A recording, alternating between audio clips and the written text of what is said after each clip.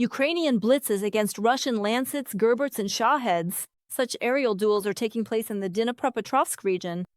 The sky over the Frontline sector in the Oleksandrivka direction is being defended by artillerymen of the 148th Brigade. More about their work in our next report. In this video, a Ukrainian interceptor prevents a Russian Molniya from reaching its target. Here, the Russians are down one FPV drone that was flying over the road. This is the work of the fighters from the 148th Artillery Brigade. They are defending the skies in the Oleksandrivka direction. They do this with the help of this little plane here. Lancets, Gerbers, Shaheds, these are the kinds of targets the VB-140 Bliskivka Lightning interceptor drone can handle. It can accelerate up to 300 kilometers per hour and hunt down targets flying at similar speeds. Its main feature is speed, an advantage. We can catch up to the vast majority of targets that enter our sector, except for jet-powered Shaheds, because they can fly at 400 kilometers per hour or more. We operate using a thermal camera, which means we can work both during the day and at night. Besides speed, among the plane's advantages are its relatively low price and also its endurance in the air. It's impossible to hover in one place over a single point like an FPV drone to keep watch on something. Accordingly, more space is needed for takeoff and landing. That's a specific nature. One of the advantages is the time in the air. Depending on how much throttle we give it, you can spend up to an hour in the air. A soldier with the call sign Hagrid used to shoot down enemy birds using regular FPV drones. He has over 50 targets hit to his credit. Now he continues to do his usual work, using new equipment. The difference is that we can fly further and reach things that we can't reach with an FPV. Even something like a Shahed or a Lancet, you can't always catch up to it with an FPV drone, no matter how fast it is, because the weather affects it, whereas with planes, well, it's not as hard for them to fly against the wind. The latest sortie went without any losses. The potential target turned out to be an Allied aircraft, so the drone returned home only to head out on the hunt again shortly after. It's packed with TNT. The electric detonator is inserted in the back, connected to the initiation board, which is switched on separately. There is a safety pin on top. It is removed before the flight. The drone is armed, all the covers are closed, and it is ready for flight. You can support the work of the 148th Brigade soldiers with a donation. On the screen, there's a QR code and a card number for the fundraiser for an SUV. Ola Endrix and Ola Tsimbalayak, the Vikna program on STB, the United News Marathon. We will talk about the events at the front next. 182 combat engagements took place there over the past day. The General Staff reported this. The hottest situation was in the Konstantinovka direction. The Russians attempted to break through our defenses 26 times near Ivanopilya, Rusin Yar, and, in fact, Konstantinovka itself. The situation also remains tense on the Slavyansk sector. Ukrainian defenders repelled 17 enemy attacks near Oleksandrivka and Mykolaievka. The occupiers also attempted to take our positions in the Pokrovsk direction. 16 combat engagements took place near Kotlin and Udachny. Our fighters also halted enemy assaults on the Kramatorsk, Lyman, and Oleksandrivka sectors of the front. The defense forces are successfully counterattacking the occupiers and advancing in the Kharkiv region. This is according to the Institute for the Study of War. Analysts note that claims from Russian sources about the enemy allegedly advancing in the central part of Kupiansk remain unconfirmed. At the same time, the National Guard states that the armed forces of Ukraine are pushing back Russian units toward the state border and maintaining full fire control over the logistics of the Russian Federation's army. Denys Popovych, a military analyst, is on the line with the studio. Mr. Denys, greetings. Good day. Debate.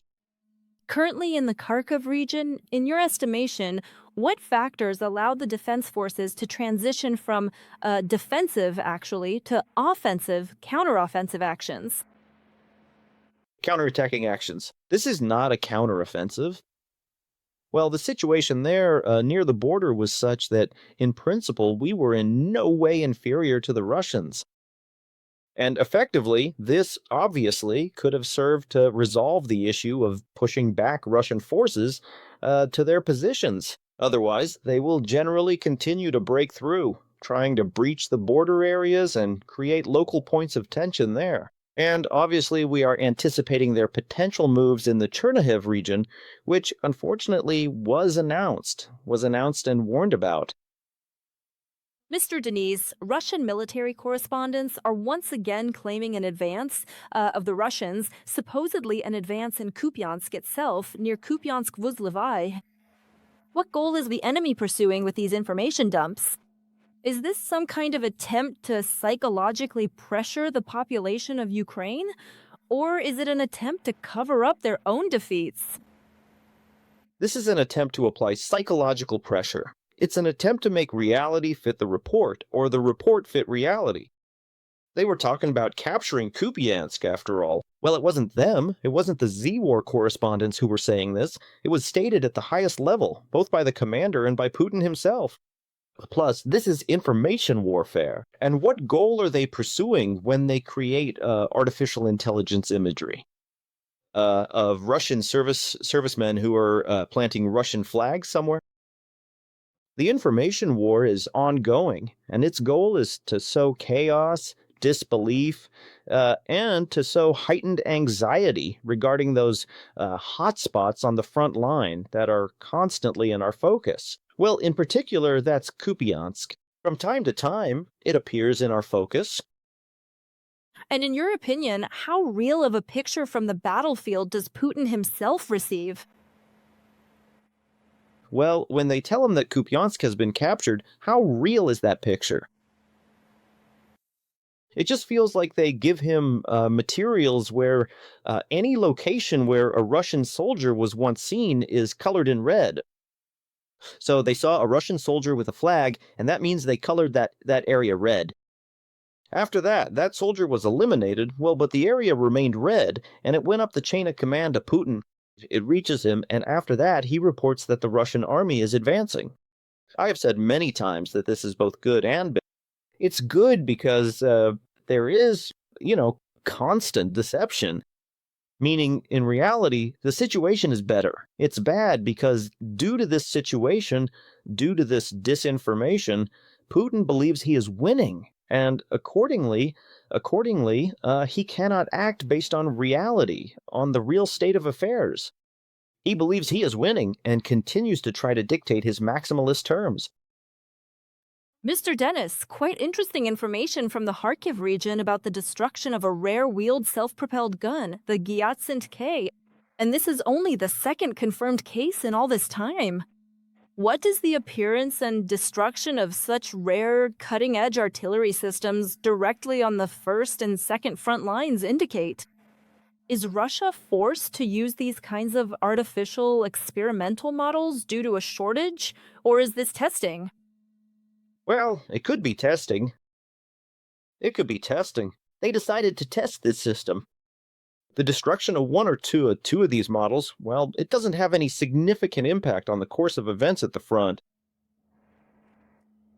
The aviation dominance of the Russian Federation, in particular guided aerial bombs, well, they are currently, in essence, the only trump card the enemy has.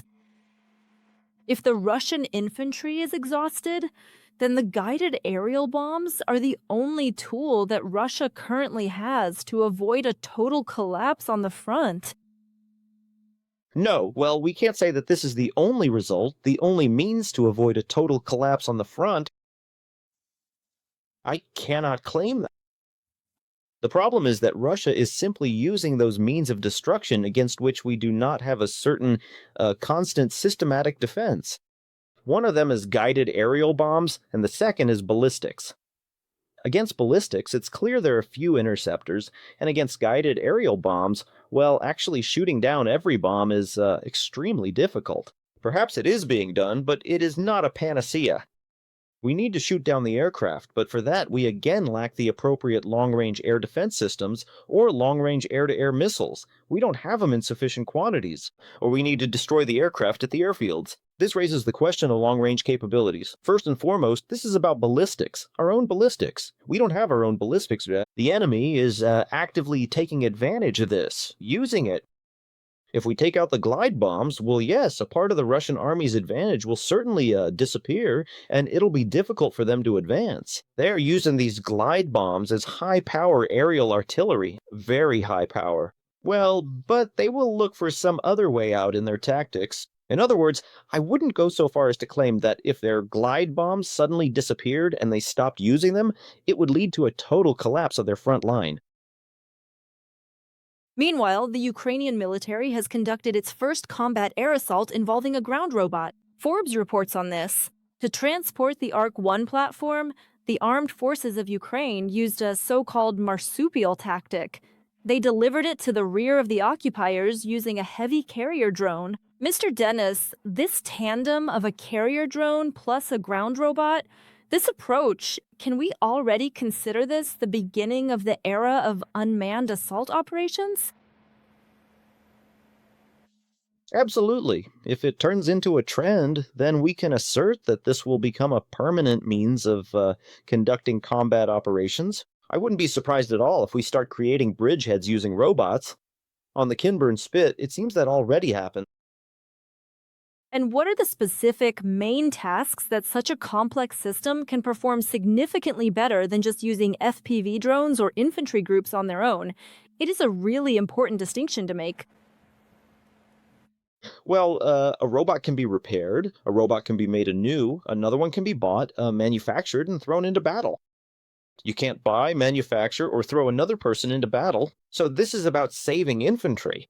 We have less infantry than Russia. We are currently forced, and are already forced, to use symmetrical actions in order to fight against the Russian Federation. Regarding the creation of robots, well, that has been stated for a long time, and not by me. This is one of the options for how we can replace people with robots, and use them where it's possible to, use them. Well, there you go. If we conduct assault operations using robots, then we can save infantry. Well, you have to understand that we still won't get anywhere without infantry, because cities are liberated by people one way or another. A person is needed in order to liberate a city. Well, we haven't reached the technological level where we can completely rely on robots for that.